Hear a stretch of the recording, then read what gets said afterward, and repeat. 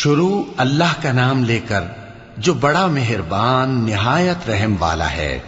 وہ جو نہایت مہربان ہے اسی نے قرآن کی تعلیم فرمائی، اسی نے انسان کو پیدا کیا، اسی نے اس کو بولنا سکھایا۔ سورج اور چاند ایک حساب مقرر سے چل رہے ہیں اور بوٹیاں اور درخت سجدہ کر رہے ہیں، اور اسی نے آسمان کو بلند کیا اور میزان عدل قائم کر دی کہ اس میزان میں حد سے تجاوز نہ کرو، اور انصاف کے ساتھ ٹھیک تولو اور تول کم مت کرو۔